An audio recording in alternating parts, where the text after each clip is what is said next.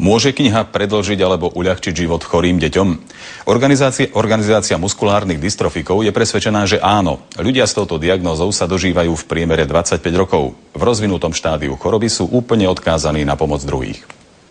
Najťažšia forma svalovej dystrofie je tzv. Duchenne, postihuje iba chlapcov. Choroba sa zväčša ohlási medzi 2. a 6. rokom života. Lekári liek na túto chorobu nepoznajú. Ten stav sa neustále mení a človek sa v podstate tým zmeneným podmienkam musí neustále prispôsobovať.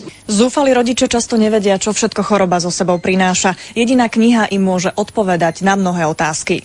Je to taký návod, ako sa o takéto dieťa starať. V knihe sa objavia rady, ako podchytiť pľúcnu starostlivosť, ako s dieťaťom cvičiť, či psychologické rady rodičom, ako prijať fakt, že práve ich dieťa je smrteľne choré.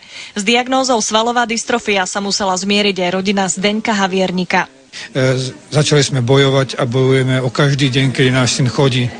Pretože náš syn má zatiaľ len 4 roky, tým pádom sme na začiatku toho všetkého. Rodičia sa o takto choré deti starajú nepretržite. Je 6. rok odkazený na dýchací prístroj, je úplne bezvládny, to znamená, nevie si absolútne nič spraviť sám.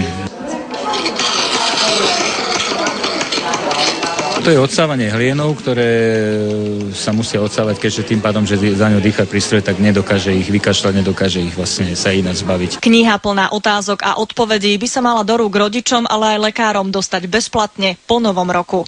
Andrea Šprochová, televízia Markíza.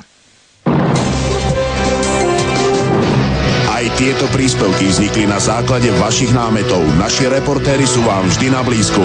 Vaše tipy, námety, dôležité informácie 0915 100 alebo tn@markiza.sk. Staňte sa spolutvorcami najsledovanejších televíznych novín.